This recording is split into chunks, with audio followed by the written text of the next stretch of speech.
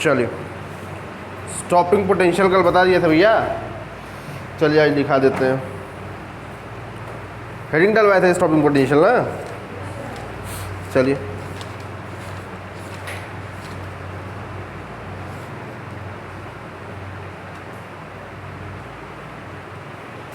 Stopping potential heading था, दिखाना जरा, कॉपी दिखाना। स्टॉपिंग पोटेंशियल, ठीक है। ये क्या गोजियो पेन पेंसिल वेंसिल थे, इसी में लोग कलाकारी कर देते हैं। लिखिए चले, stopping potential, stopping potential, stopping potential, stopping potential.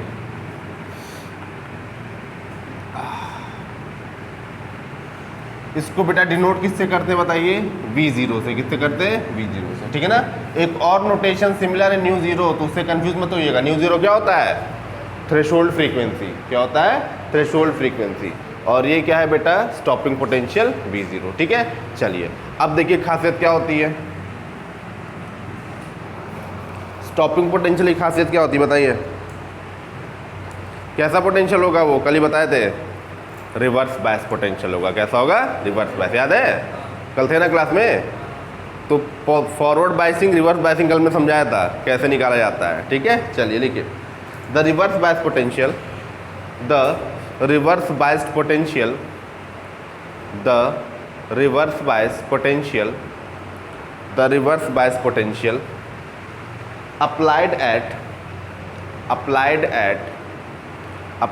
at cathode, applied at cathode such that moving electron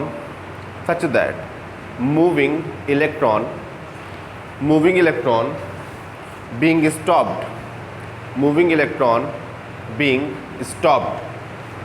electron being stopped, such reverse bias potential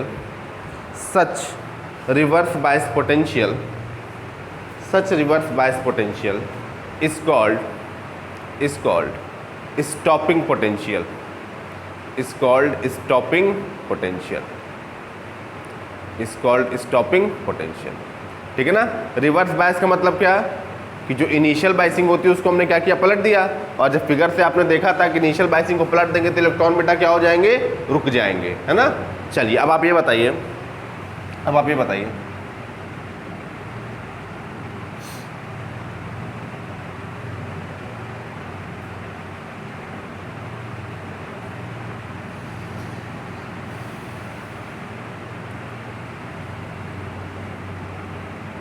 ये एक प्लेट है। ध्यान से मेरी बात सुनिएगा, पेन कॉपी रख दीजिए, मेरी बात को ध्यान से सुनिए, बहुत इंटरेस्टिंग बात बता रहे हैं आपको। ये एक प्लेट है मान लीजिए, ठीक है।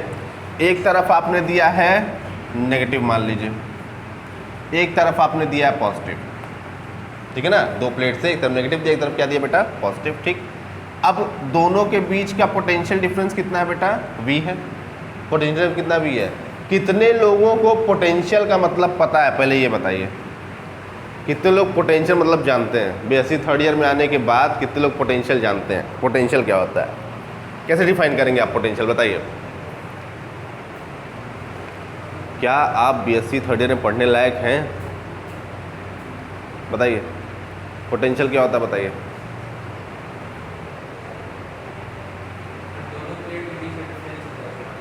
दूरी का डिफरेंस होता है। किस चीज़ का डिफरेंस होता है? पोटेंशियल होता क्या है? हाँ बोलो, सही बोल रहे हो, सही बोलो, बोलो सही बोल रहे हो, बोलो सही बोल रहे हो। इनफाइनाइट से, हाँ बोलो।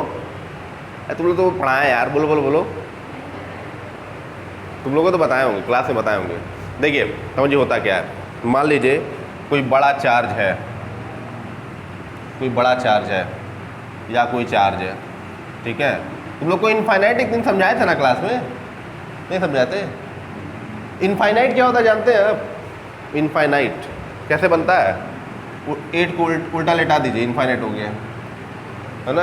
बताइए क्या होता है इनफाइनाइट? इनफाइनाइट के बारे में आप क्या जानते हैं? क्या? बहुत दूर? कितना दूर? हाँ, जिसकी कोई सीमा ना हो। अरे बाप रे बाप, ये तो फिलॉसफी हो गई। और बताइए, और बताइए, जिसकी कोई सीमा ना हो और रेंज से बाहर। हाँ, चलिए और बताइए। थोड़ा दूर हो, बहुत दूर हो।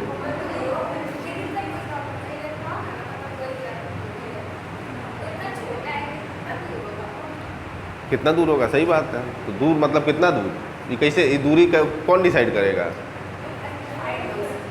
हैं? इतना काफ़ी है। चलिए देखिए, समझिए, इनफाइनाइट का मतलब जो होता है, ध्यान से मेरी बात समझिएगा, आज के बाद आप इनफाइनाइट क्लियर हो जाएगा। तुम लोगों को बताया मैं तो नालायक हो। देखो इधर, इनफाइनाइट क्या होता है, देखो इनफाइनाइट का मतलब होता है, एक वर्ड हम यूज़ करते हैं बार बार, undefined. Undefined, what is the meaning of undefined? Undefined का मतलब क्या है? परिभाषित ना किया जा सके, जिसको परिभाषित ना किया जा सके, है ना, विदाउट डेफिनेशन। ठीक है, इनफाइनाइट के लिए आप वर्ड यूज़ करते हैं अनडिफाइंड। ठीक है, एक एग्जांपल आपको हम देते हैं। लिमिट एक्स, मैथ पढ़ाना पड़ रहा है, फिजिक्स का पैसा लेकर के, अनप्रोफेशनलिज्म हो गया है। देखिए, limit x tends to a x square minus a square upon x minus a. ठीक है, आप कितने लोग इसको सॉल्व कर लेंगे, पहले ये बताइए? सब लोग कर लेंगे। जो अगर आप बीएससी सेकेंड ईयर पढ़े होंगे कोचिंग तो आप कर लेंगे। एग्ज़ाम तो दिए नहीं, कह रहे आप लोग, एग्ज़ाम जो दिए मजाक वाला दिए। ठीक है, अगर आपने ध्यान से पढ़ा होगा लिमिट इंटर में भी, तब भी आप इसको क्या कर लेंगे बेटा, सॉल्व करें। कैसे सॉल्व करते हैं हम, कैसे सॉल्व करते हैं? लिमिट डायरेक्ट कैसे पुट कर देंगे? मास निकाल के बोलो यार, आवाज़ नहीं आ रही, बोलो मास निकाल के बोलो। एक्स स्क्वायर कॉमन ले लेंगे,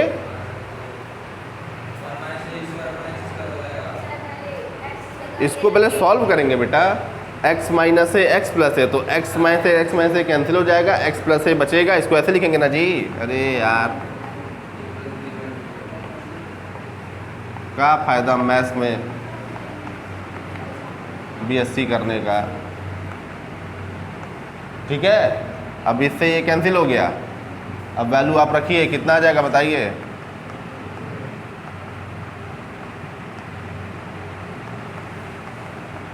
कितना आ गया? ये हुआ ना। ठीक है, अब आप ये बताइए, इसको कैंसिल करने की ज़रूरत क्यों पड़ी, इसको हटाने की ज़रूरत क्यों पड़ी? अब आप कहेंगे सर 0/0 फॉर्म है, 0/0 फॉर्म है, 0/0 फॉर्म है। तो 0/0 फॉर्म की खासियत क्या होती है? 0/0 फॉर्म की खासियत क्या होती है? क्यों 0/0 फॉर्म को ऐसे सॉल्व करना पड़ता है? 0/0 फॉर्म को आप कहते हैं ये अनडिटरमाइंड है, अनडिटरमाइंड, अनडिटरमाइंड, या इसी को आप अनडिफाइंड फॉर्म भी कह सकते हैं, अनडिफाइंड। देखिए, दो बार आपको शब्द मिला अनडिफाइंड, एक बार वहाँ एक बार यहाँ। क्यों अनडिफाइंड है 0/0? 0 मैथमेटिक्स में आपका डिफाइंड नंबर है कि नहीं है? बिल्कुल है। तो 0/0 क्यों अनडिफाइंड है? नहीं, क्यों 0/0 नहीं डिफाइंड है भाई? 2 अगर डिफाइंड है, 2 अगर डिफाइंड है तो 2/2 1 लिख देखते हैं आप। डिफाइंड है कि नहीं? 2/2 भी तो डिफाइंड है। 0/0 क्यों डिफाइंड? वो भी तो रियल नंबर है। मेरा क्वेश्चन समझ में आ रहा है नहीं आ रहा है? कि 0 अगर डिफाइंड है तो 0/0 क्यों अनडिफाइंड है?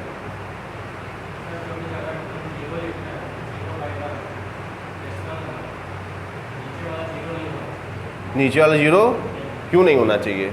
वो केस छोड़ दीजिए, अनडिफाइंड वाला वो तो अलग है कि समथिंग अपॉन 0 इज अनडिफाइंड, वो तो अलग केस है। ये केस की बात करिए आपकी, दो ऊपर भी 0 नीचे भी 0,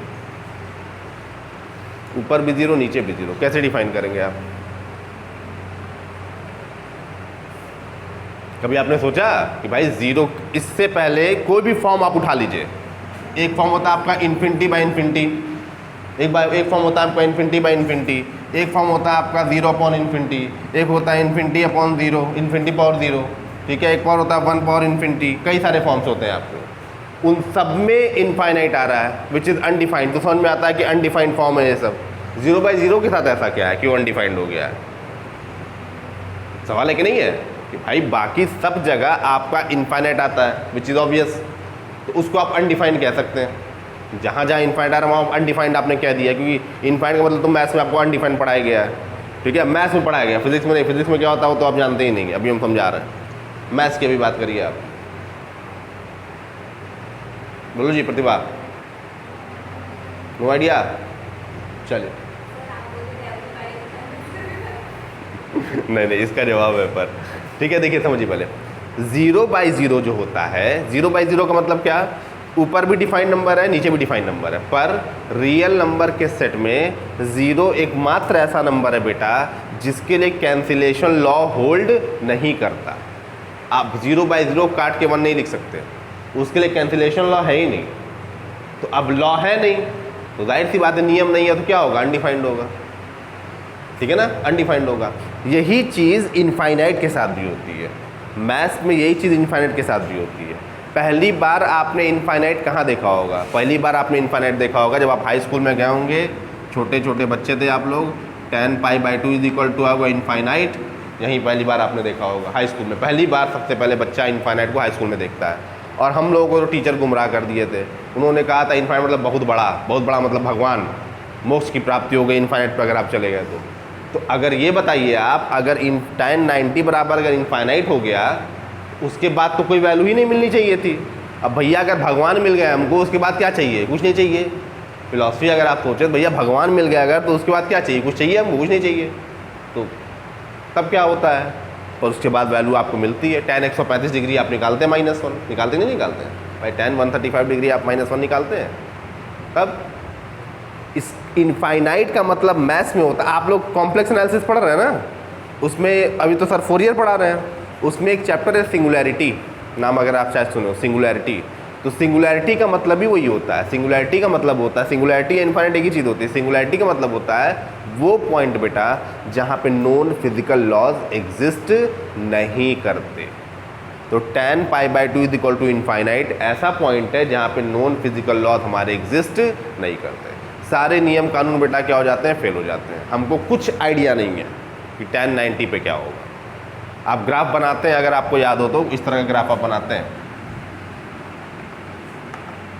-π/2 + π/2, इस तरह का ग्राफ आप बनाते हैं ना, पैरेलल कर देते हैं आप, क्योंकि π/2 पर ये कर्व किस तरह से बिहेव करेगा आपको कोई आइडिया नहीं है, क्योंकि उस पर्टिकुलर पॉइंट पे नॉन फिजिकल लॉज हमारे एग्जिस्ट नहीं करते।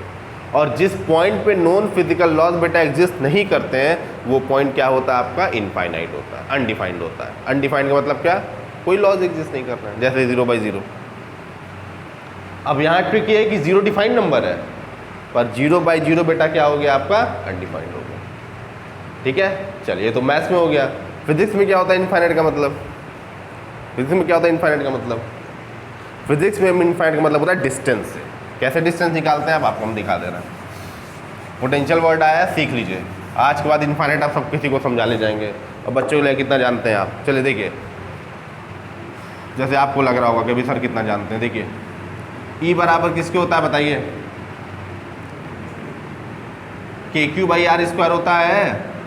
K की जगह पे 1/4 पे ε0 लिख सकते हैं, वो तो कांस्टेंट है, उसकी बात आप छोड़ दीजिए। अब आप ये बताइए, अगर R को हम इनफाइनाइट कर दें तो E बेटा क्या हो जाएगा, 0।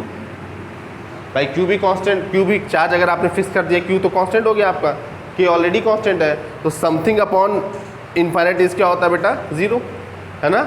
मतलब अगर एक चार्ज है, उसकी फील्ड है, ठीक है ना, उसकी फील्ड है, तो इस फील्ड का मतलब क्या है, या उस फील्ड से इनफाइनाइट तक की डिस्टेंस का मतलब क्या है। इनफाइनाइट तक की डिस्टेंस का मतलब है कि इनफाइनाइट बेटा वो पॉइंट होगा जहां पर अगर हम कोई दूसरा चार्ज रख दें Q0, तो वो Q0 इस चार्ज का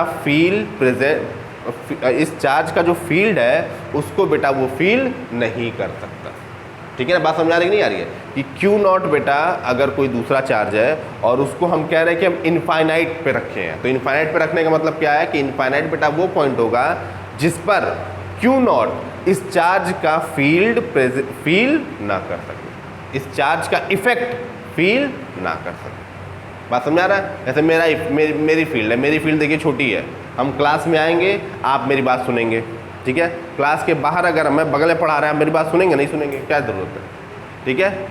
हम आपको इन्फ्लुएंस कब कर सकते हैं, हम आपको इन्फ्लुएंस तब कर सकते हैं जब हम क्लास में हैं। क्लास के बाहर हम आपको इन्फ्लुएंस नहीं कर सकते, आपके ऊपर कोई कंट्रोल नहीं है, पर अगर हम क्लास में हैं तो हम आपको कंट्रोल कर सकते हैं, आपको हम डांट सकते हैं, गुस्सा लगेगा थप्पड़ भी मार देंगे, ठीक है, फिर आप कहेंगे बाहर मिलिए बताते हैं, ठीक है, गुस्सा लगेगा भाई मार देंगे, है ना। एक बात कह रहे हैं कि एक क्लास में जब आप एंट्री करते हैं तो आप, मेरी जो फील्ड है वो कहाँ तक है, उसका दायरा क्या देखिए सीमित है।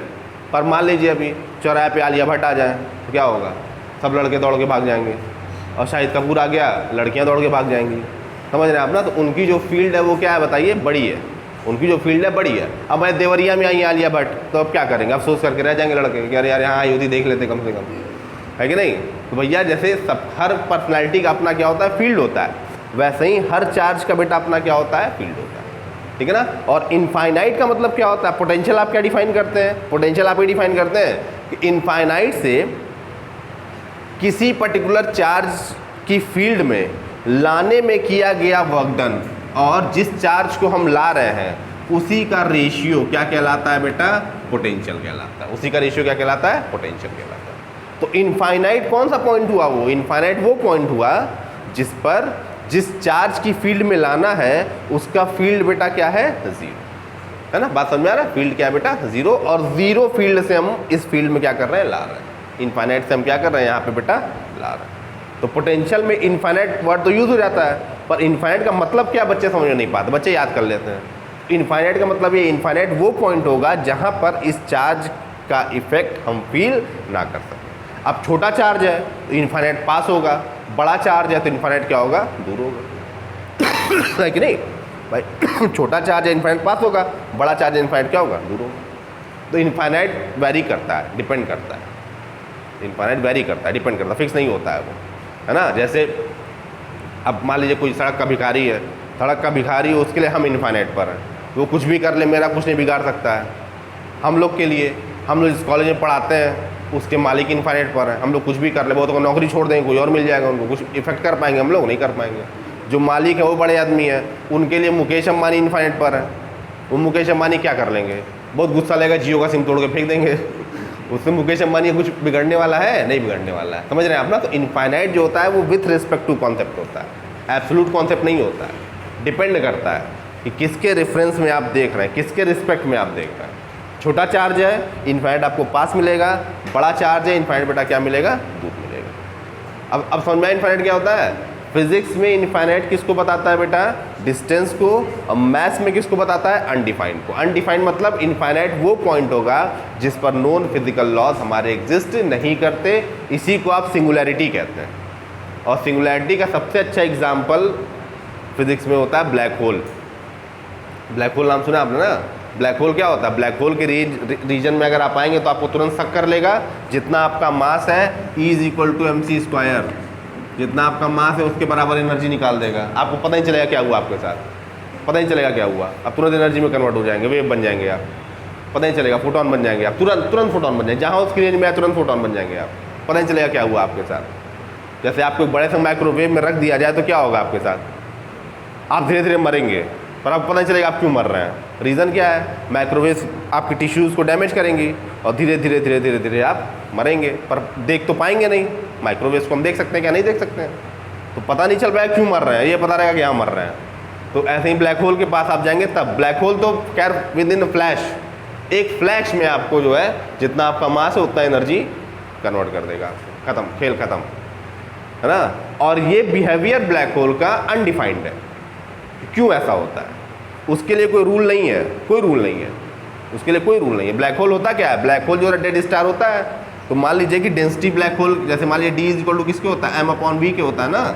तो जब स्टार श्रिंक करता है, जब स्टार श्रिंक करता है तो उसका वॉल्यूम बेटा क्या होता जाता है, जीरो होता जाएगा। श्रिंक कर रहा है मतलब क्या, वॉल्यूम उसका खत्म, रेडियस उसका कम होता जा रहा है, रेडियस कम होता जाएगा तो वॉल्यूम बेटा क्या होता जाएगा, जीरो, और वॉल्यूम जीरो होता जाएगा तो डी बेटा क्या हो जाएगा, इनफाइनाइट, डेंसिटी क्या हो जाएगी, इनफाइनाइट। ब्लैक होल की डेंसिटी बहुत ज़्यादा होती है, कुछ ब्लैक होल की डेंसिटी डिफाइंड भी होती है, ठीक है ना। पर इस फॉर्मूले से अगर आप सोचेंगे तो V अगर जीरो को टेंड कर रहा है, D किसको करेगा, डेंसिटी इनफाइनाइट को। तो ब्लैक होल की डेंसिटी बेटा क्या होती है, बहुत ज़्यादा होती है, ठीक है। और इस वजह से तुरंत अट्रैक्ट कर लेता है चीज़ों को, जो भी उसकी रेंज में है तुरंत शक कर लेगा उसको, और E = mc², फोटोन में कन्वर्ट हो जाएंगे आप, अब वो पता नहीं चलेगा क्या हुआ, ठीक है। चले क्या लिखा जी, हाँ क्या बता रहे थे यार हम, कहाँ से स्टार्ट हुआ था, क्या से क्या हो गया देखते देखते, बताइए कहाँ से स्टार्ट हुआ था कहाँ पहुँच गए हम लोग। चलिए चलिए रहने दीजिए रहने दीजिए रहने दीजिए, चलिए रहने दो बेटा, चलो इधर छोड़ो, फिलॉसफी छोड़ो बेटा, आओ वापस आओ वापस आओ।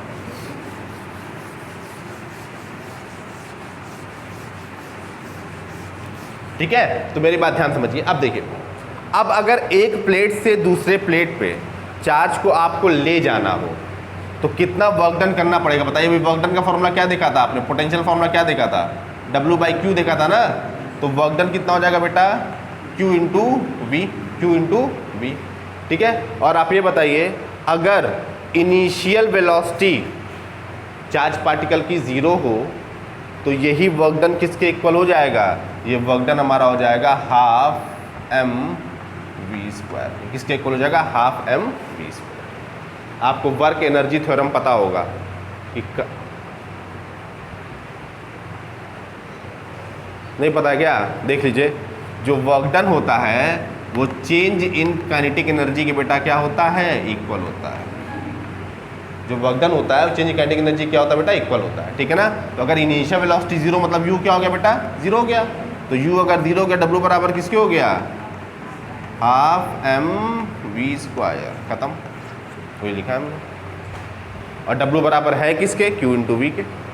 ठीक है, चलिए क्या लिखा जी, कुछ लिखा होगा, क्या लिखा बच्चों, लिखिए the reverse bias potential, the reverse bias potential, एक second is called stopping potential हो गया ना, चलिए ठीक है, इज कॉल्ड स्टॉपिंग पोटेंशियल। ठीक है, आगे लिखिए आगे लिखिए आगे लिखिए आगे लिखिए आगे लिखिए आगे लिखिए। It is denoted by, it is denoted by, it is denoted by, it is denoted by, it is denoted by, किससे डिनोट करते हैं इसको बताइए, V0 से या V0 से। किससे डिनोट करते हैं इसको, V0 से। ठीक है, चलिए फिर आगे लिखिए, फिर आगे लिखिए, फिर आगे लिखिए फिर आगे लिखिए लिखिए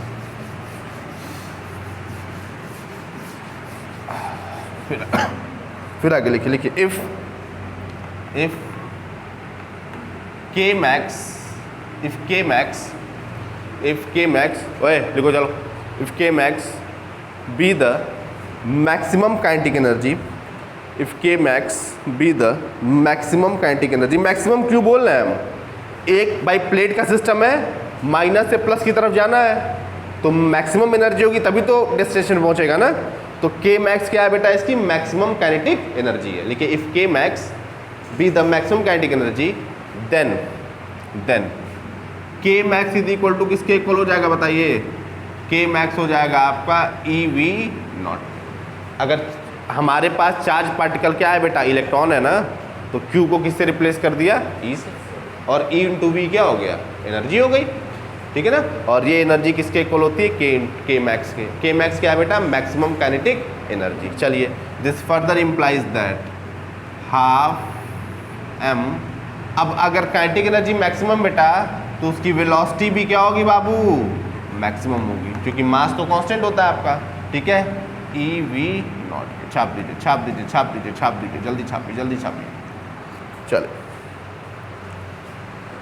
लिखिए here m is equal to, here m क्या होता है, क्या है m, क्या है किसका,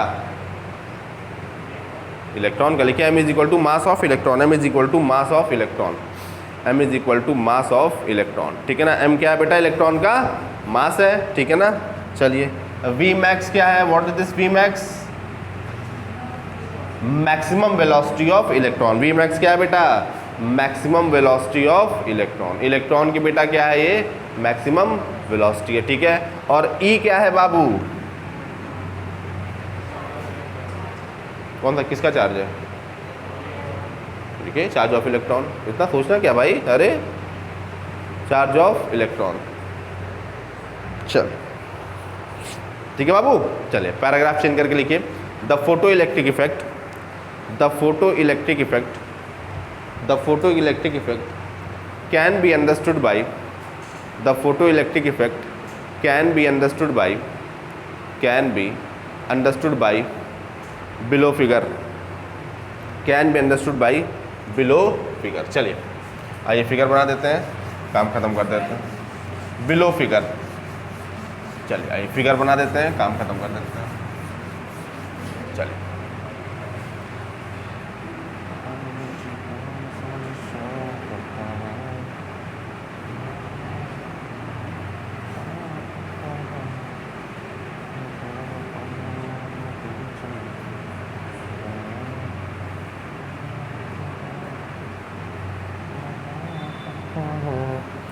पता नहीं जी कौन सा नशा, इधर नेगेटिव, इधर पॉजिटिव, इधर नेगेटिव, इधर पॉजिटिव, इधर नेगेटिव, इधर पॉजिटिव। चलिए ये आपका कैथोड हो गया बेटा, और ये क्या हो गया बताइए, एनोड हो गया, ठीक है ना। इसके ऊपर आप फोटोन गिराइए,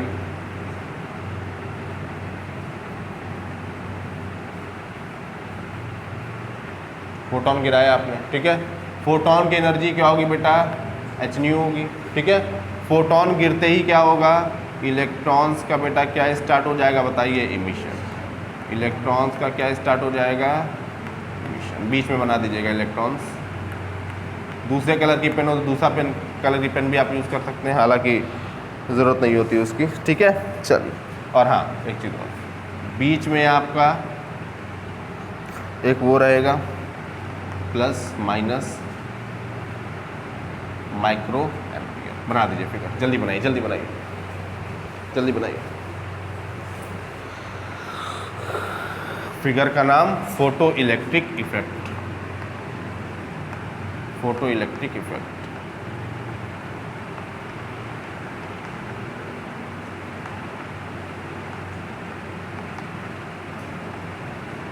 जल्दी करिए, इसको आज ख़त्म कराना है। फोटो इलेक्ट्रिक इफेक्ट पीडीएफ एक ऐप पे अपलोड हुआ था, पढ़ा कि नहीं पढ़ा आप लोगों ने, मौका नहीं मिला होगा, पढ़ लिए? तुम पढ़े जी, ओए पढ़े? क्यों, मौका नहीं मिला होगा?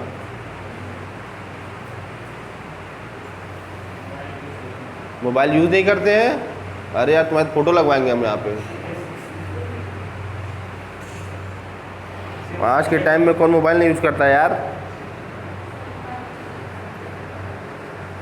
मोबाइल यूज़ नहीं करते बताइए। ऐसा झूठ बोलो यार जो पकड़ा ना जाए।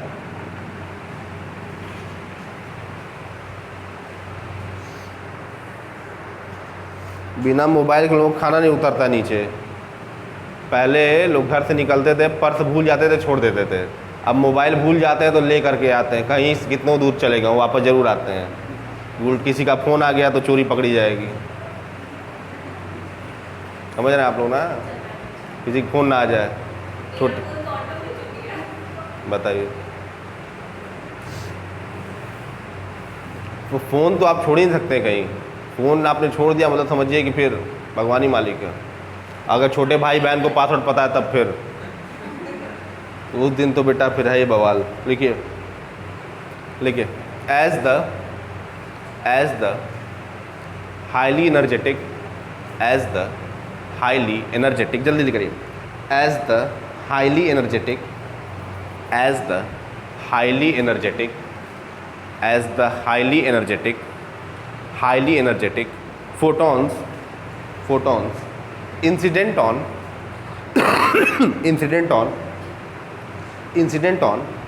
cathode, incident on cathode और metallic surface और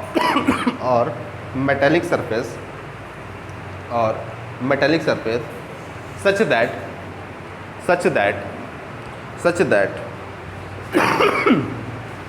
emission of electrons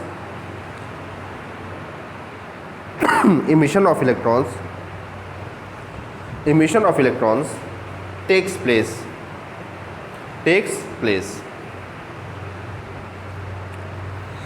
and by means of means of Coulomb repulsion, and by means of Coulomb repulsion, Coulomb force जानते हैं आप लोग ना, Coulomb repulsion these photoelectrons these photoelectrons these photoelectrons these photoelectrons move towards these photoelectrons move towards plate move towards plate which is kept at positive potential which is kept at positive potential। Bracket में लिख दीजिएगा आप anode. वो positive potential को बेटा हम क्या कहते हैं, प्लेट को एनोड। क्या कहते हैं बेटा, एनोड। ठीक है, positive potential anode.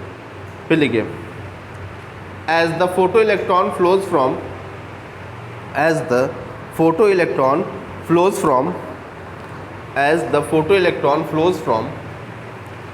from cathode to plate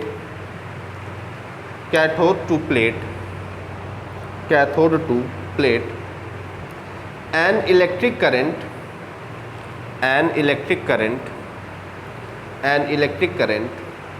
flows opposite to it। An electric current flows opposite to it। ठीक है, फिर लिखिए as shown in the figure।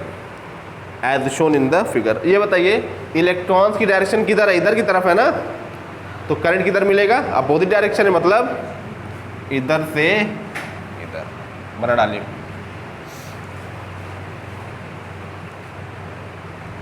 ठीक है भैया।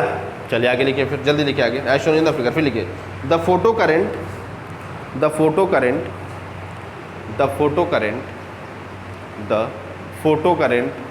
कौन वाली फोटो, सेल्फी फोटो मतलब क्या, the photo current is of the order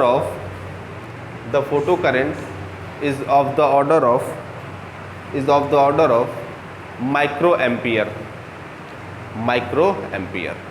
ठीक है ना, तो फोटो इलेक्ट्रिक इफेक्ट में जो करंट मिलती है किस ऑर्डर की होती है बेटा, माइक्रो एम्पियर ऑर्डर की होती है। ठीक है ना, चलिए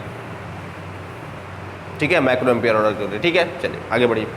चलिए अब एक और बहुत इंपॉर्टेंट इसी में पूछा जाता है। देखिए सब फोटो इलेक्ट्रिक इफेक्ट अगर पूछेगा इतना आपको लिखना पड़ेगा, हेडिंग वाले मत डालिएगा इतना सब। हम हेडिंग के फॉर्म में क्यों लिखा रहे हैं, क्योंकि बेटा वाइवा में कुछ क्वेश्चन पूछा जाएगा आपसे। ठीक है, अब फोटो इलेक्ट्रिक इफेक्ट के वाइवा में एक और क्वेश्चन पूछा जाता है कि फोटो इलेक्ट्रिक इफेक्ट के लॉज क्या क्या है। ठीक है, तो हेडिंग डाल दीजिए laws of photo electric effect, laws of photo, और एकदम इसको याद कर लीजिएगा बाबू, laws of photo electric effect एकदम याद कर लीजिएगा। कितने लोग को याद है लॉज, ये पढ़ा है फोटो इलेक्ट्रिक इफेक्ट के लॉज, बताइए नहीं याद है। चलिए लिखिए एक लॉज को 5 लॉ हैं, उनको पढ़ते हैं हम लोग। 3 ही होते थे, एक साल पूछ जाता है फोटो, एक बार नियम पूछ जाता है फोटो इलेक्ट्रिक इफेक्ट के 5 लॉज लिखिए, तो अब होते 3 ही है वो, है ना, पर अब उसको थोड़ा सा मॉडिफाई किया जाता है। चलिए लिखिए there are following laws of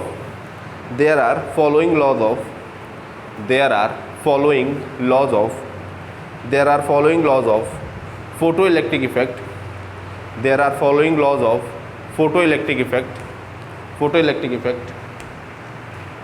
as given below। ठीक है, नंबर 1 लिखिए, पहला लिखिए नंबर 1 लिखिए the photo current depends on photo current किस पे डिपेंड करता है, फोटो करंट किस पे डिपेंड करता है बताइए। चलिए छोड़िए, लिखिए the photo current depends on, कुछ पूछना बेकार है आप लोगों से। The photo current depends on intensity of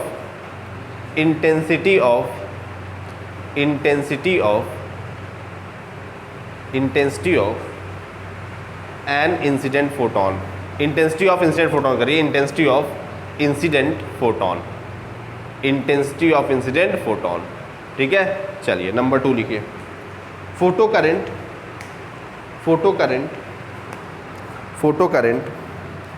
does not depend on, number 2 photo current does not depends on frequency of incident photon, frequency of incident photon, does not depends on frequency of incident photon, frequency of incident photon. ठीक है, number 3 लिखिए the maximum kinetic energy, number 3 लिखिए the maximum kinetic energy, the maximum kinetic energy of photo electrons, number 3 लिखिए the maximum kinetic energy of photo electrons, the maximum kinetic energy of photoelectrons only depends on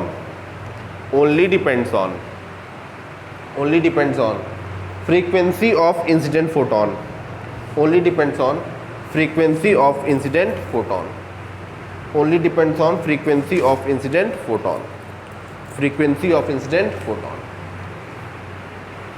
ठीक है, फिर लिखिए number 4, number 4 लिखिए maximum kinetic energy, maximum kinetic energy, maximum kinetic energy of photoelectrons, of photoelectrons does not depends on, does not depends on, does not depends on intensity of, does not depends on intensity of, intensity of incident photon, incident photon. ये सब बेटा viva question है, does not depends on intensity of photo, intensity of photon. ठीक है, चलिए फिर लिखिए number 5, पांचवा पॉइंट लिखिए, नंबर 5 लिखिए देयर इज, नंबर 5 पांचवा पॉइंट लिखिए there is no no there is no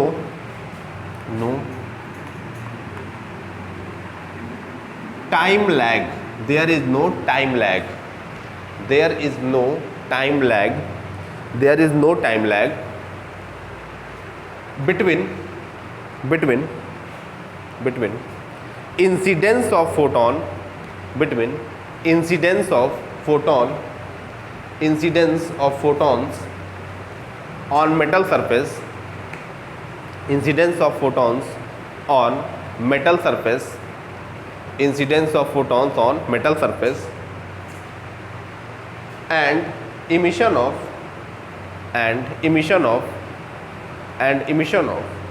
photoelectrons and emission of photoelectrons from the metal surface, photoelectrons from the metal surface. ठीक है ना, from the metal surface. ठीक है बेटा, तो ध्यान से मेरी बात समझिए. पांचवा पॉइंट जरा पढ़िए ध्यान से. एक काम करिए, पहले पांचों पढ़ डालिए, पांचों पहले पढ़िए, पांचों पहले ध्यान से पढ़िए और पढ़ने के साथ ही एकदम याद कर लीजिए, पढ़ने के साथ ही एकदम याद हो जाना चाहिए, कोई डाउट नहीं रखना है, एकदम याद हो जाना चाहिए. वाइवा में आप लोगों से पूछा जाएगा कि फोटो इलेक्ट्रिक इफेक्ट के क्या लॉज होते हैं और आपको बताना पड़ेगा. एकदम याद कर लीजिए, पांचों पॉइंट एकदम तुरंत पढ़ते ही याद हो जाना चाहिए, कोई ऐसा बहुत मुश्किल चीज़ नहीं है.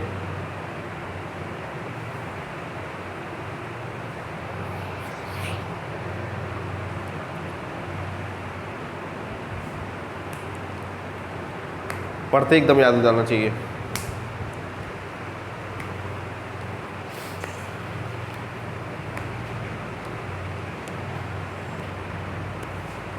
पढ़ लिया पांचों? पांचों पढ़ लिया भाई? जल्दी करिए. देखिए, दो पैरामीटर होते हैं, ध्यान से मेरी बात समझिएगा. दो पैरामीटर होते हैं. एक पैरामीटर होता है आपका इंटेंसिटी. क्या होता है बाबू? इंटेंसिटी. और एक पैरामीटर होता है आपका फ्रीक्वेंसी. क्या होता है? फ्रीक्वेंसी. आपको याद क्या करना है कि जो इंटेंसिटी होगा बेटा वो, या ऐसे समझिए, जो करंट होगा बेटा वो किस पे डिपेंड करेगा? इंटेंसिटी पे. ठीक है, और जो काइनेटिक एनर्जी होगी वो बेटा किस पे डिपेंड करेगी? फ्रीक्वेंसी. किसकी फ्रीक्वेंसी?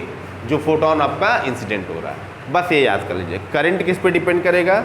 इंटेंसिटी पे. काइनेटिक एनर्जी किस पे डिपेंड करेगी? फ्रीक्वेंसी पे. ठीक, करंट को आप और क्या बोल सकते हैं? किताब में एक और वर्ड लिखा रहता है, क्या? Rate of photo electrons, rate of emission of photo electrons. तो rate of emission of photo electrons भी क्या है बेटा? करंट ही है. तो कंफ्यूज मत होइएगा, अगर कहीं लिखा आपको मिलता है कि rate of emission of photo electrons, तो rate of emission of photo electrons क्या है? करंट है. अरे भाई, I is equal to D Q by D T तो होता है ना. ठीक है ना, dq बाई dt होता है, तो चार्ज फ्लो का जो रेट होता है वही क्या होता है, करंट कहलाता है ना। तो रेट ऑफ फ्लो या रेट ऑफ फोटो इलेक्ट्रॉन्स किस पे डिपेंड करता है, इंटेंसिटी पे, या करंट किस पे डिपेंड करती है, इंटेंसिटी पे। एक पॉइंट आपका क्लियर हो गया, एकदम क्लियर हो गया, इसमें डाउट मत रखिएगा, ठीक है ना। बेटा वो कैसे का जवाब है ही नहीं, क्यों नहीं है, लॉ, और लॉ किससे मिलता है, ऑब्जर्वेशन से, ठीक है ना। कैसे का जवाब है ही नहीं, बस डिपेंड करता है, ये ऑब्जर्वेशन मिलती है, ठीक है ना। और यही जो थे हर्ट्स गलती कर रहे थे, हर्ट्स जो थे यही गलती कर रहे थे, वो इन्हीं सब लॉस को एक्सप्लेन नहीं कर पा रहे थे।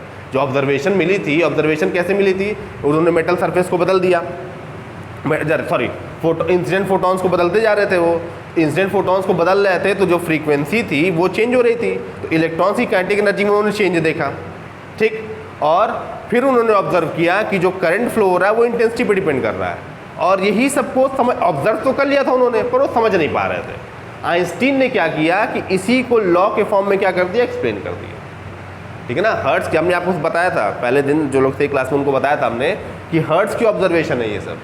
पर नोबेल प्राइज़ किसको मिला इसके लिए, आइंस्टीन को, है ना। जो नोबेल प्राइज़ मिला आइंस्टीन को इसी के लिए मिला था। आइंस्टीन का 1905 में 3 पेपर आया था, 3 रिसर्च पेपर आया था, और तीनों ही नोबेल प्राइज़ डिजर्व करता था।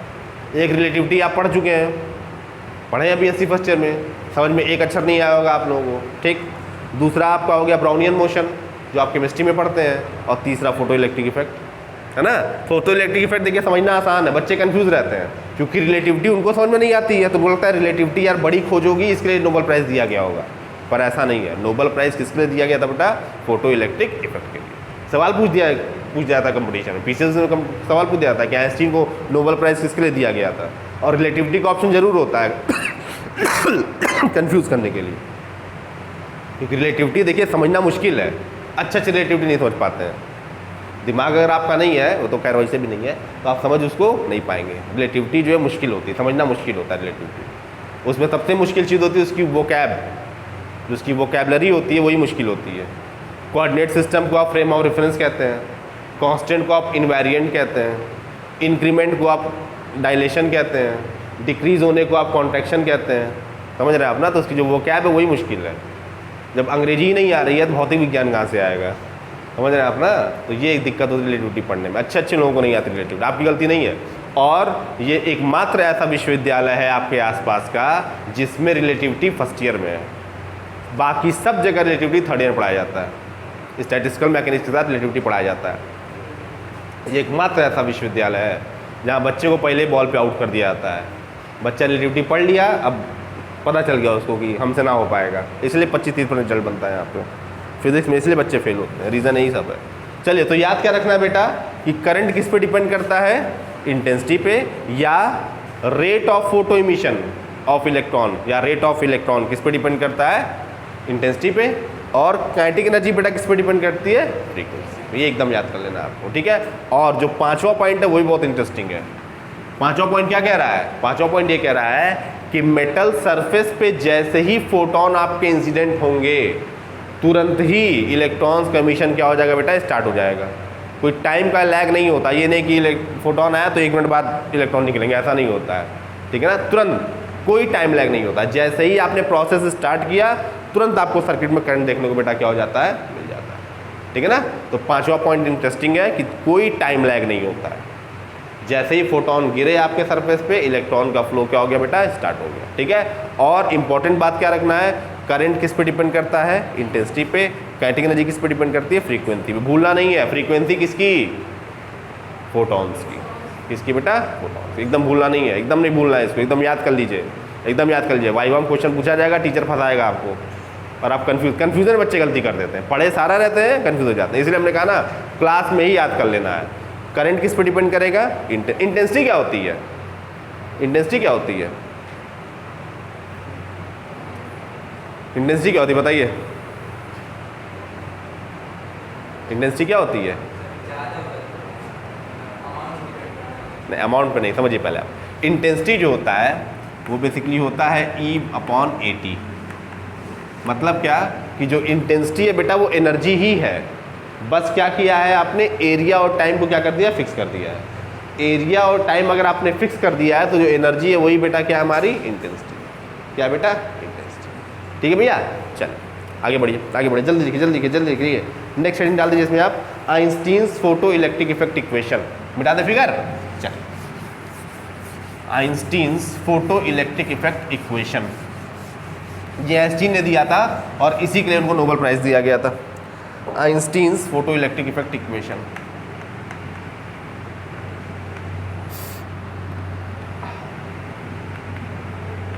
Einstein's photo electric effect equation, एकदम बाबू याद कर लेना, घर जा कर के भूलना नहीं है। क्या करंट किस पे डिपेंड करता है, इंटेंसिटी पे। काइनेटिक एनर्जी किस पे डिपेंड करता है, फ्रीक्वेंसी पे। आप लोग का पहला साल थर्ड ईयर है, हम लोग हर साल थर्ड ईयर फेल होते हैं, मतलब वही क्लास पढ़ाना है, पास होना नहीं है। आप लोग का पहला साल है, हम लोग हर साल फेल होते हैं, तो हम लोग पास अनुभव बहुत ज़्यादा है, हम लोग को पता है कहाँ बच्चे फंसते हैं, इसी समय फंसते हैं बच्चे, पढ़े रहते हैं पर कन्फ्यूज हो जाते हैं। और लॉ है तो याद ही करना पड़ेगा यार, कोई और ऑप्शन है नहीं, वहाँ सोचने थोड़ी बैठेंगे आप, और सोच भी नहीं पाएंगे, कैसे सोचेंगे। दाएं बाएं झाँकेंगे, ऊपर नीचे देखेंगे, पंखा वंखा कैसे चल रहा है, रोटेशनल मोशन देखेंगे आप, है ना। तो उससे अच्छा भैया कि एकदम याद कर लीजिए कि करंट किस पे डिपेंड करता है, इंटेंसिटी पे, काइनेटिक एनर्जी, फ्रीक्वेंसी। ठीक है, चलिए कैसे डिपेंड करता है वो किसी को, आइंस्टीन को भी नहीं पता था, इसलिए लॉ दिए हैं, वो पता था तो कुछ और लिखते हैं, बस ऑब्जर्वेशन से पता चलता है हमको। चलिए तो कैसे होता है ये मत पूछिए, लिखिए the great scientist, the great scientist, her scientist वैसे ग्रेट ही होता है। The great scientist Albert Einstein, नाम तो सुना होगा, तो पिताजी हैं हम लोगों के, द एल्बर्ट आइंस्टीन, इनके बिना फिजिक्स ही नहीं है। The great scientist Albert Einstein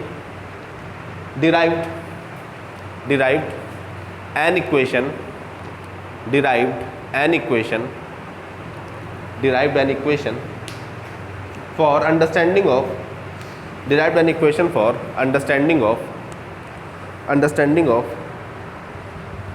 phenomena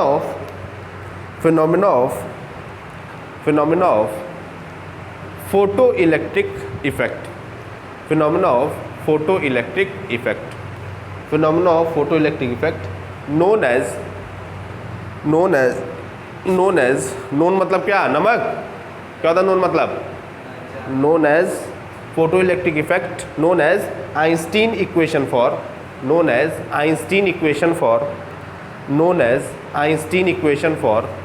photoelectric effect, known as Einstein equation for photoelectric effect। ठीक है ना। फिर पैराग्राफ चेंज करके लिखिए, according to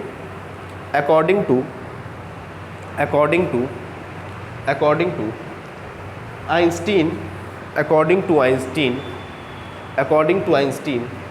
the energy of photon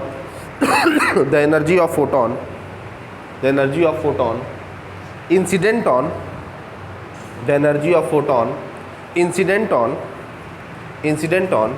metallic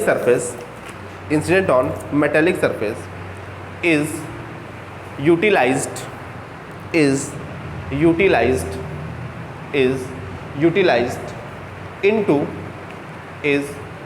into two parts, TWO, two parts। ठीक है, लिखिए first part is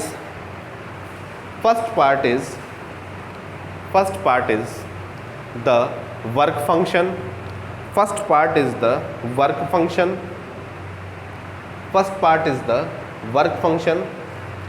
that is binding energy. कल मैं समझाया था ये सब टर्म, बाइंडिंग कल समझाया था ना भैया, बाइंडिंग एनर्जी ऑफ इलेक्ट्रॉन, और आप लोग कहते हैं एनर्जी नेगेटिव नहीं होती है, binding energy of electron with nucleus. कौन को बोला था कल एनर्जी नेगेटिव नहीं होती है, binding energy of electron with nucleus. ठीक है, फिर पैराग्राफ चेंज करके लिखिए, second part is utilized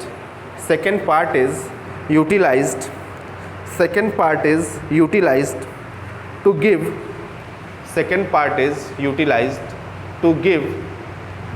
give kinetic energy to the photoelectrons photo electrons. That is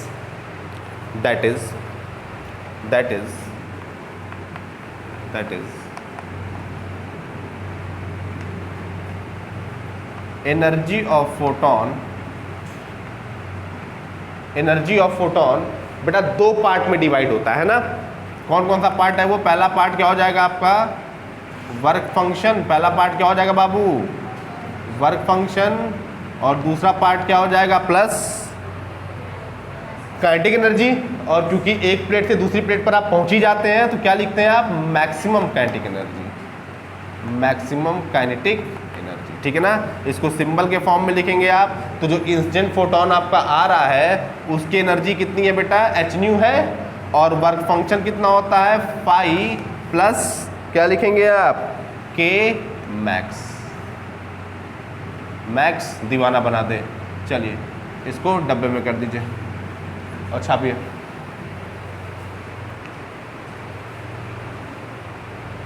हो गया मेरे होनहार विद्यार्थी? हो गया। चलिए आगे लिखिए, आगे लिखिए, जल्दी लिखिए, आगे लिखिए, आगे लिखिए, आगे लिखिए। Since phi is equal to किसके इक्वल होता है बेटा? hν नॉट के। अभी कल पढ़ा था आप लोगों ने, फाई किसके इक्वल होता है? hν नॉट के। न्यू नॉट क्या होता है? Threshold frequency. तो यहाँ से बेटा hν बराबर किसके हो जाएगा? hν not plus k max. कितना हो गया आपका? k मैक्स, ठीक है ना।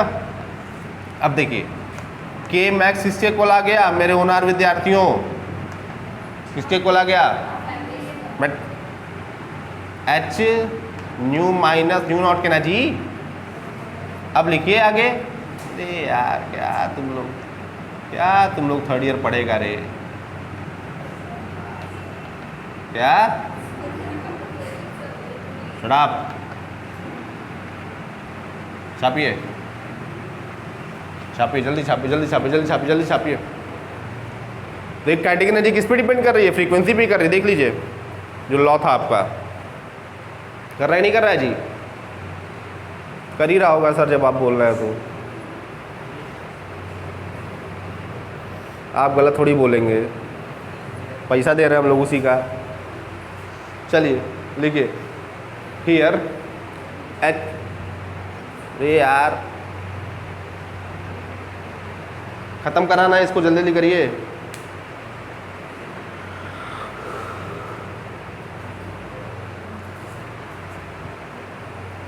लिखिए here h is equal to, h को बेटा हम क्या कहते हैं बताइए? प्लैंक कांस्टेंट, ठीक है। और क्या क्या टर्म्स है जी? न्यू क्या है? What is new? Frequency of photon. New not क्या है? Threshold frequency. किसका? किसी का भी लिख दीजिए। m क्या बताइए? मास ऑफ इलेक्ट्रॉन है। और e क्या है? e आ रहा है? e नहीं आ रहा है, छोड़ दीजिए। v मैक्स क्या है? v मैक्स आपका है मैक्सिमम वेलोसिटी, छाप दीजिए, ऑफ इलेक्ट्रॉन। क्या लिखेंगे आप? h क्या है बेटा? Planck constant. न्यू क्या है? Frequency of incident photon. New not क्या है? Threshold frequency. थ्रेशोल्ड फ्रीक्वेंसी किसके लिए डिफाइंड होती है? मेटल सरफेस के लिए। m क्या है बेटा? मास ऑफ इलेक्ट्रॉन है। v मैक्स क्या है? Maximum velocity of electron. छाप डालिए, सब एकदम छाप डालिए। अपने मन से लिखेंगे तो याद हो जाएगा तुरंत। यहीं पे सब याद कर लीजिए।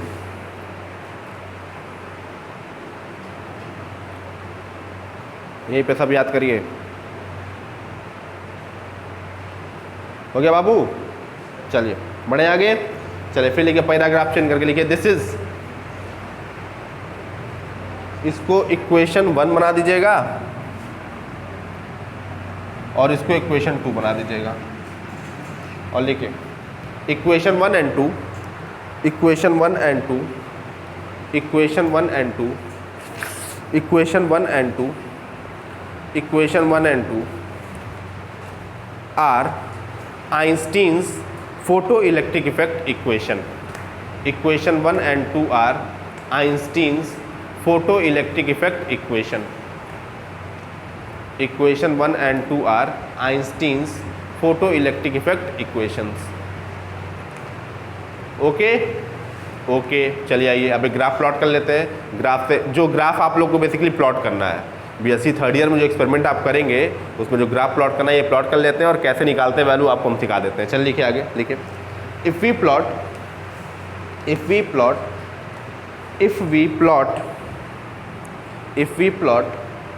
The graph between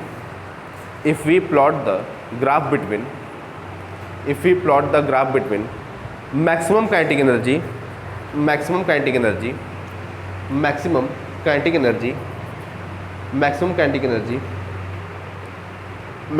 energy versus frequency of photon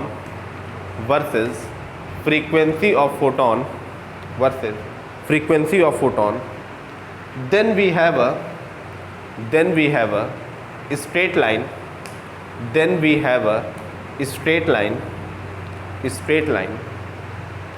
with slope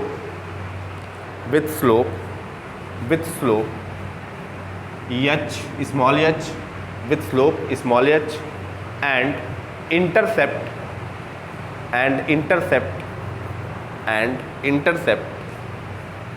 minus h nu naught आपको दिखाई भी दे रहा होगा यहाँ से। देखिए कैसे, देखिए ध्यान से मेरी बात समझिए बेटा, इसको देखिए। अब देखिए के मैक्स है ना यहाँ पे, ठीक है ना, के मैक्स है ना यहाँ पे, ठीक है, लिखिएगा नहीं बस समझिएगा, के मैक्स है, ठीक है। के मैक्स किसके इक्वल है बेटा, H new minus H new not के, ठीक है ना। तो अगर बेटा हम इसको y ले लें, ठीक है, और न्यू को हमने x ले लिया, ठीक है ना, h की जगह पर हम m ले लें और h न्यू नॉट की जगह पे c ले लें, तो y इज इक्वल टू क्या है, ये mx प्लस c है कि नहीं, स्ट्रेट लाइन है। देख लीजिए आप, क्योंकि दो वेरिएबल्स हैं इसमें, एक तो न्यू को आप चेंज करेंगे, देखिए न्यू नॉट तो फिक्स होता है ना, जब मेटल का सरफेस आपने चूज कर लिया, मतलब न्यू नॉट क्या कर दिया आपने, फिक्स कर दिया है, ठीक। अब आप क्या चेंज कर सकते हैं, अलग अलग फ्रीक्वेंसी का फोटोन इंसिडेंट कराइए, है कि नहीं भाई, अलग अलग फ्रीक्वेंसी का फोटोन ऑफ अलग अलग एनर्जी के लिए फोटोन आप क्या कराइए, इंसिडेंट कराइए, ठीक। तो अलग अलग फ्रीक्वेंसी का फोटोन ऑफ इंसिडेंट कराइए, तो फ्रीक्वेंसी को आप चेंज करेंगे, तो फ्रीक्वेंसी को चेंज करेंगे तो बेटा क्या चेंज होगा आपका, काइनेटिक एनर्जी, ठीक है ना। और ये जो चेंज होगा वो किस में होगा, आपका स्ट्रेट लाइन होगा, जो चेंज होगा, जो वेरिएशन होगा कैसा होगा बेटा, स्ट्रेट लाइन होगा। आइए प्लॉट कर देते हैं ग्राफ को, एक एक्सिस पे बेटा क्या होगा आपका, न्यू होगा, न्यू बोले तो फ्रीक्वेंसी, क्या है ये बाबू, फ्रीक्वेंसी, ठीक है ना। और एक एक्सिस पे बेटा क्या होगा आपका, के मैक्स, ठीक है ना। और स्ट्रेट लाइन कैसे मिलेगा आपको, कैसे मिलेगा आपको, देखिए समझिए पहले, न्यू नॉट क्या बताता है, थ्रेशोल्ड फ्रीक्वेंसी, मतलब क्या कि जब फोटोन की फ्रीक्वेंसी इस फ्रीक्वेंसी के बराबर होगी, उसी टाइम हमको फोटो इलेक्ट्रिक इफेक्ट देखने को मिलेगा, ठीक है ना। तो मिनिमम फ्रीक्वेंसी पॉसिबल कितना है, मिनिमम फ्रीक्वेंसी पॉसिबल कुछ यहाँ कितनी है, न्यू नॉट, ठीक है ना। उसके बाद जैसे जैसे आप फ्रीक्वेंसी, इससे पहले नहीं, इससे पहले आपको कुछ इफेक्ट देखने को नहीं मिलेगा, इसके बाद जैसे जैसे फ्रीक्वेंसी आप बढ़ाएंगे आपको क्या मिलेगा बेटा, एक स्ट्रेट लाइन कर्व मिलेगा, ठीक है ना। और इसको जब आप एक्स्ट्रापोलेट कर देंगे, एक्स्ट्रापोलेट करने का मतलब क्या, इसको जब आप पीछे बढ़ाएंगे,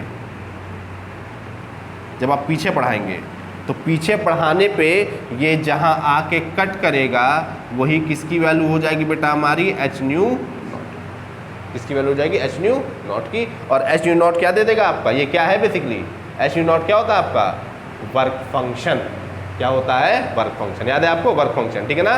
तो अगर काइनेटिक एनर्जी और फ्रीक्वेंसी में ग्राफ आपको पता हो तो आप दो चीज़ कैलकुलेट कर सकते हैं, एक प्लैंक कांस्टेंट भी हम बता रहे हैं कैसे कैलकुलेट करेंगे, और एक चीज़ क्या समझ में आ रही है आपको, मेटल का वर्क फंक्शन कर सकते हैं ना भाई। ग्राफ प्लॉट करिए, मिला दीजिए, जितना कट हुआ है वही क्या है आपका, वर्क फंक्शन है, ठीक है। चलिए अब देखिए, हाँ अब देखिए, अब मान लीजिए इसका स्लोप आपको निकालना है, इसका क्या निकालना है बेटा, हमको स्लोप निकालना है, स्लोप हमको निकालना है। स्लोप हम कैसे निकालेंगे बताइए, स्लोप क्या होता है आपका, स्लोप क्या होता है, थीटा होता है ना। और इस कंपैरिजन से ही आप समझ सकते हैं, इस कंपैरिजन से अगर आप देखेंगे तो स्लोप किसके इक्वल है बेटा, हमारा एच के इक्वल है। देखिए स्लोप किसके इक्वल है, एच के इक्वल है, ठीक है। एग्जाम में जब आप मतलब लैब में जब आप कैलकुलेट करते हैं तो h की वैल्यू बेटा आती है 2.3 इंटू 10⁻⁻34। तो बच्चे कंफ्यूज रहते हैं। h की ओरिजिनल वैल्यू कितनी है बेटा? h की ओरिजिनल वैल्यू है 6.6 इंटू 10⁻⁻34, पर इतना कभी नहीं आता है क्योंकि ये थ्योरेटिकल कैलकुलेटेड है। जब एक्सपेरिमेंटली आप कैलकुलेट करेंगे तो 1 पॉइंट समथिंग आएगा, 2 पॉइंट समथिंग आएगा, 3 पॉइंट समथिंग आएगा, 4 पॉइंट समथिंग आएगा। तो परेशान होने की जरूरत नहीं है। क्यों नहीं परेशान होने की जरूरत है? क्योंकि बेटा जो फैक्टर मल्टीप्लाई हो रहा है ना, ये बहुत छोटा है, और ये इतना छोटा है कि इसके साथ आप क्या मल्टीप्लाई कर रहे हैं फर्क नहीं पड़ता। तो ऑर्डर में गलती नहीं होनी चाहिए। लैब में जब आप कैलकुलेट करेंगे तो ऑर्डर अगर 10⁻34 का है, मतलब आपकी कैलकुलेशन क्या है? सही है। इसके चक्कर में मत पड़िएगा आप, इसके चक्कर में आप मत पड़िएगा, क्योंकि ये थ्योरेटिकल कैलकुलेटेड वैल्यू होती है और ये एक्सपेरिमेंटल होता है आपका, ठीक है ना। तो इसके चक्कर में बेटा नहीं पढ़ना है। कुछ भी वैल्यू आए इधर मल्टीप्लायर में कोई मतलब नहीं है, ये ऑर्डर आपका मेंटेन होना चाहिए बस। 10⁻34 का अगर ऑर्डर मेंटेन है, आपका एक्सपेरिमेंट क्या बेटा? पूरा का पूरा सही, ठीक है। चलिए यहाँ से लिख लीजिए tan थीटा इसको a कर देते हैं, इसको b कर देते हैं, इसको c कर देते हैं। तो tan थीटा किसके इक्वल आ जाएगा? बताइए। tan थीटा आपका आ जाएगा AB बाई CB के, है ना। और ये किसके इक्वल है? आपका h के इक्वल है। किसके इक्वल है बेटा? h के इक्वल। छाप दीजिए, छाप दीजिए, छाप दीजिए, छाप दीजिए, जल्दी छापिए, जल्दी छापिए, जल्दी छापिए। आसान है कि मुश्किल है? ठीक ही है, चल रही गाड़ी।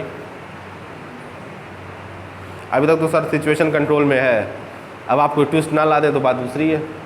चलिए एक और ग्राफ है, उसको नेक्स्ट टाइम हम लोग देख लेंगे, ठीक है ना। फिगर का नाम दीजिएगा ग्राफ बिटवीन, फिगर का नाम दीजिएगा ग्राफ बिटवीन